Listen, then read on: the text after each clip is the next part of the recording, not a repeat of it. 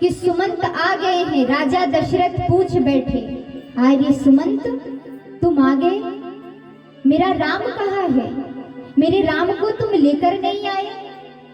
सुमंत जी sir झुका के खड़े हैं। क्या जवाब दे, क्या कहे, क्या बताए हम? सुमंत जी ने कहा, हे महाराज, मैंने बहुत कोशिश किया, लेकिन राम जी ने कहा कि 14 वर्ष के बाद ही मैं अयोध्या में आऊंगा। राजा दशरथ ने कहा कि राम ने कहा है कि 14 वर्ष के बाद मैं अयोध्या में आऊंगा, लेकिन 14 वर्ष तक ये राजा जीवित नहीं रह सकता। राजा दशरथ के प्राण कंठ में आ जाते हैं। राजा दशरथ ने कहा कि इतने दिनों तक मैं जीवित था अपने पुत्र के लिए, और आज मुझे देखो कि ये पता चल गया कि मेरा पुत्र लौटकर नहीं आया है, लेकिन फिर भी मेरे शरीर में प्राण है। मुझे इस शरीर से इतना मोह हो गया है कि मेरे शरीर से मेरे प्राण नहीं निकल रहे हैं। अरे धिक्कार है राजा तुझ पर, जो इतना जानने के बाद भी तू अभी तक जीवित है। तुझे तो अभी मर जाना चाहिए था। राजा दशरथ अपने पुत्र के वियोग में रोते हैं और एक ही नाम लेते हैं, हाँ रघुनंदन प्राण प्रियते, हाँ रघुनंदन प्राण प्रियते, हाँ रघुनंदन प्राण प्रियते, तुम बिन जियत बहुत दिन बीते, बिन जियत बहुत दिन बीते, हाँ जानकी लखन हाँ रघुवर,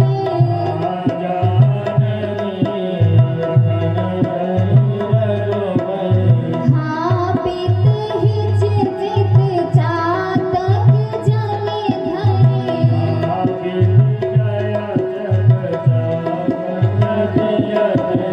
हाँ रघुनंदन प्राण प्रियते।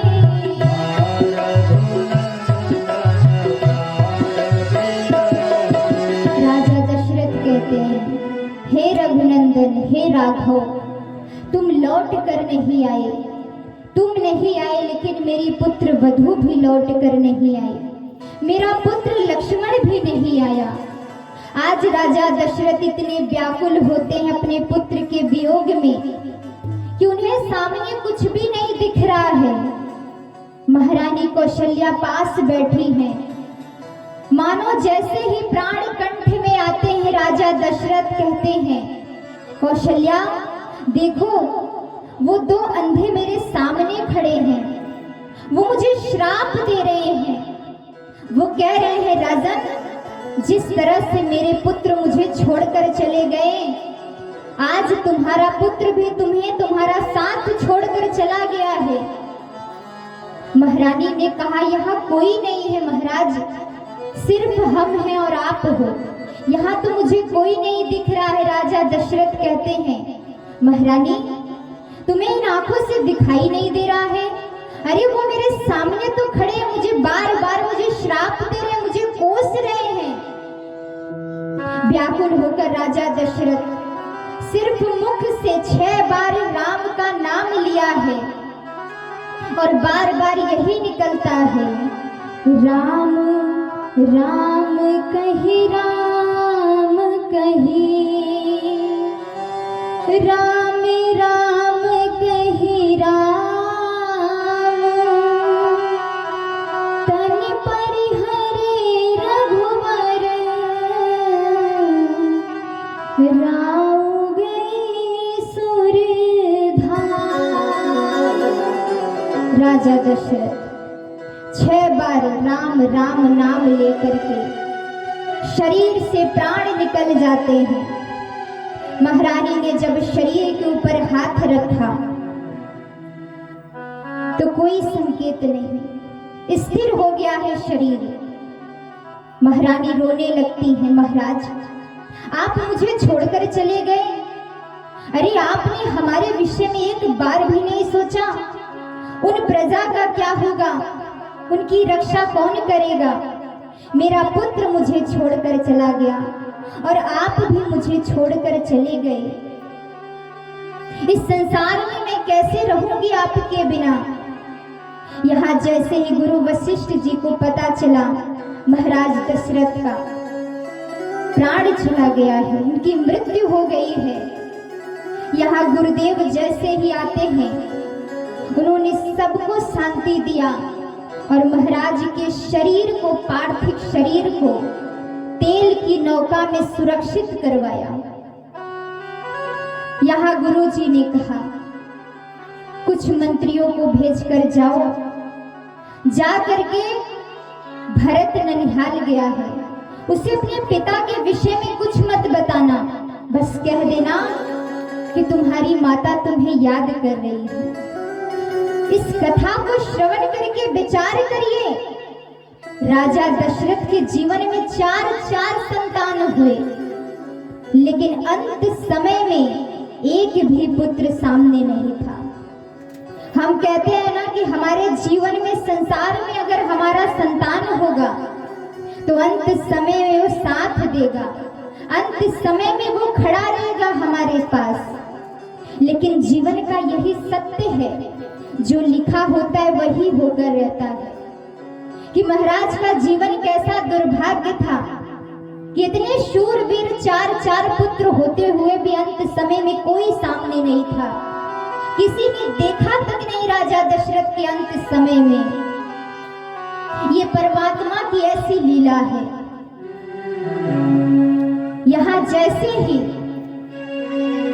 मंत्री जाते हैं, भरत जी से कहते हैं आपके पिताजी, आपकी माता आपको याद कर रही है।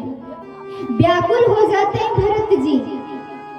भरत जी ने कहा अपने भाई शत्रुघ्न से कि एक रात से मुझे नींद नहीं आ रही है,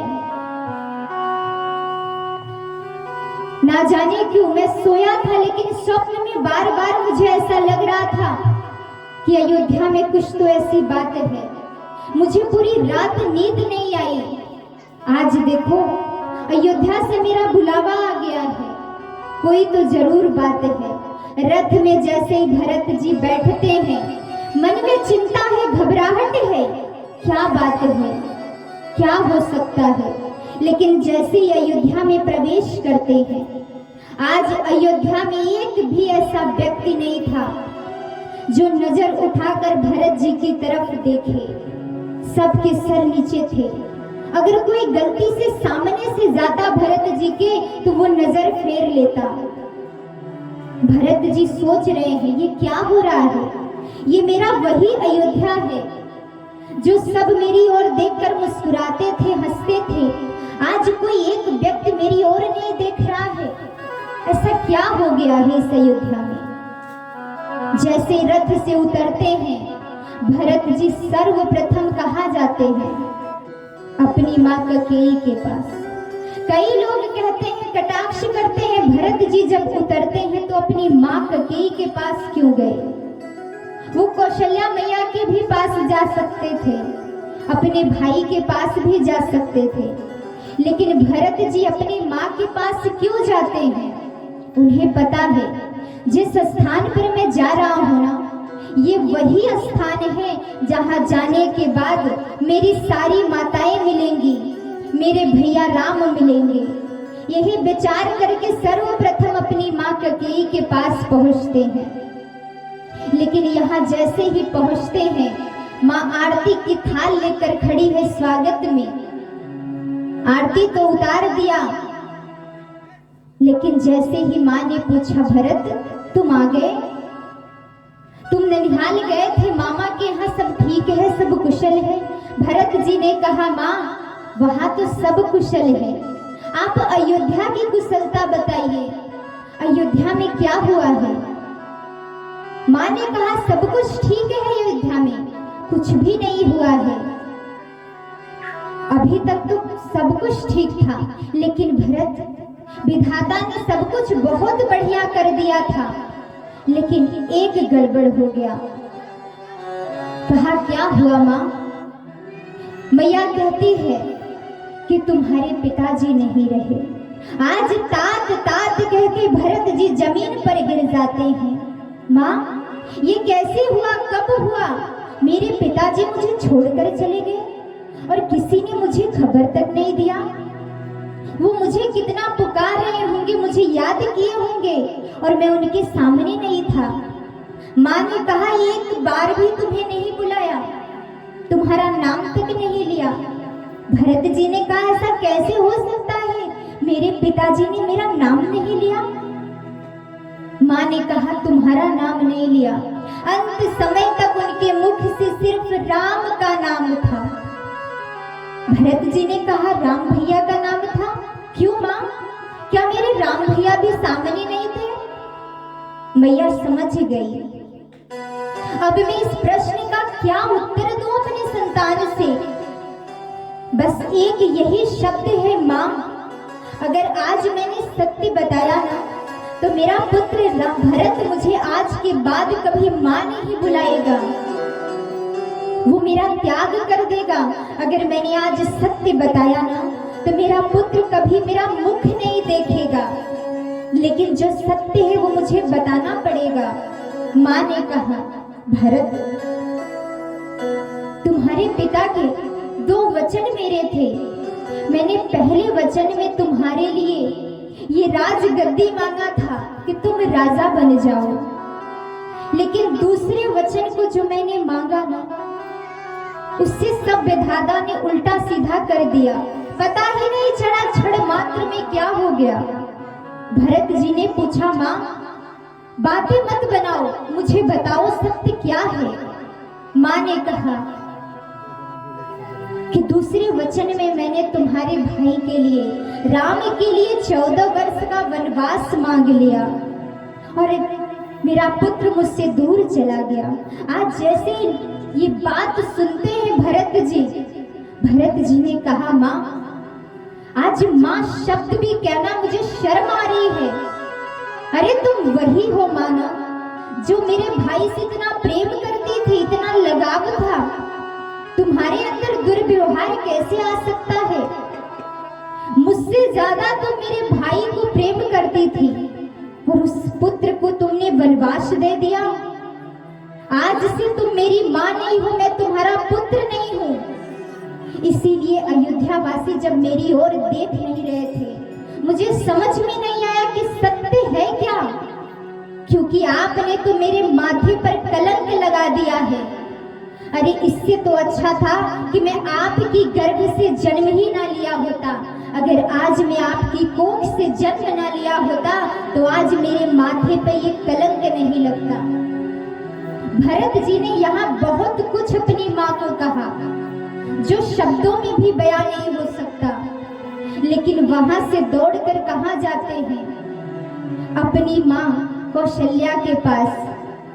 माँ दूर ही बैठती है, दूर से देखती है भरत जी को, लेकिन आंखों में आंसू भरे हैं मैया के।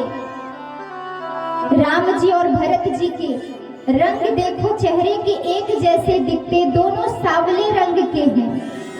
मानो अगर भरत जी को देखो तो लगता है राम जी आ रहे हैं। कौशल्या मैया ने दूर से जब देखा तो लगा मेरा पुत्र राम आ रहा है। इतनी तेज से उठती है, दौड़ती है, राम तू आ गया।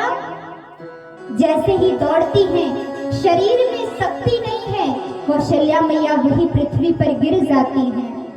भरत जी पास आते हैं, कहते हैं माँ मैं भरत हूँ, मैं भैया राम नहीं हूँ। माँ मैं वो अभागा पुत्र हूँ जिसके कारण ये सब कुछ हो गया, मेरे कारण ही ये सब कुछ हुआ है। माँ मुझे ऐसा श्राप मिल जाए जो एक गौ की हत्या से लगता है श्राप, वो मुझे मिल जाए। एक पिता के मारने पर जो संतान को पाप लगता है वो मुझे लग जाए।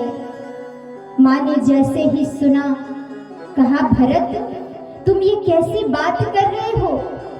अरे मैं तुम्हारे हृदय को नहीं जानती, मैं जानती हूँ कि तुम्हारा हृदय कैसा है, तुम्हारे कारण कुछ भी नहीं हुआ है। और मैं जानती हूँ कि मेरा भरत अपने भाई राम से कितना प्रेम करता है। वो तो ऐसा कुछ सोच ही नहीं सकता है। लेकिन आज पुत्र के वियोग में कौशल्या मैया रोने लगती हैं और कहती हैं, भरत, मेरा राम मुझे छोड़कर चला गया। लेकिन भरत जी अपनी माँ की सुनी मांग को देखकर रोने लगते हैं कि जिस माँ की मैं हर दिन मांग देखता था, हमेशा सिंदूर से भरा रहता था, आज भरत जी जब देख रहे हैं सुनी मांग को तो वो नजर भी नहीं मिला पा रहे हैं, अपने आप को कोस रहे हैं। लेकिन कौशल्या मैया कहती हैं, भरत, मेरा राम ना जाने कहाँ होगा, कैसा होगा। तुम्हें पता है, जब वो सोता था ना तो उसे ऐसे बिस्तर पर सोने की आदत थी जो मखमल की थी। आज पता नहीं मेरा पुत्र कहाँ सोता होगा, जमीन पर सोता होगा, उसे नींद भी आता होगा कि नहीं। भरत, मैं इन्हीं हाथों से उसे अपने हाथों से भोजन कराती थी, लेकिन आज मेरा पुत्र मेरे सामने नहीं है। मैं इन हाथों से किसे भोजन कराऊं? ना जाने मेरा पुत्र भोजन किया होगा कि नहीं, एक भी निवाला के लिए वो तरस रहा होगा।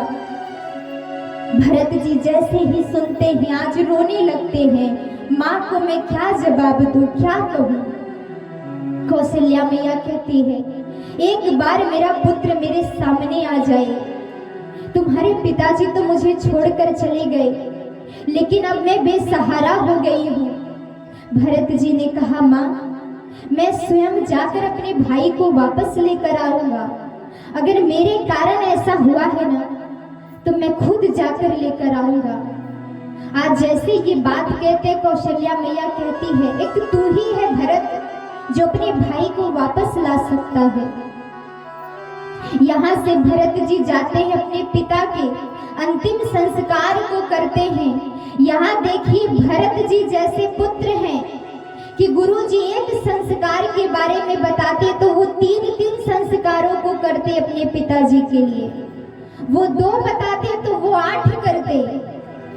इतना प्रेम था भरत जी को अपने पिताजी से। आज जब पूरी सभा बैठती है, अयोध्या वासी बैठते हैं, तो भरत जी ने कहा कि मैं कल सुबह ही अपने भाई से मिलने जाऊंगा। लेकिन जब अयोध्या वासियों ने सुना तो अयोध्या वासियों ने कहा, मैं भी आपके साथ चलूंगा। भरत जी ने कहा, जिसको भी चलना है वो मेरे साथ चल सकता है, और जिसे नहीं जाना है वो यही रहे। लेकिन देखिए राम जी के लिए इतना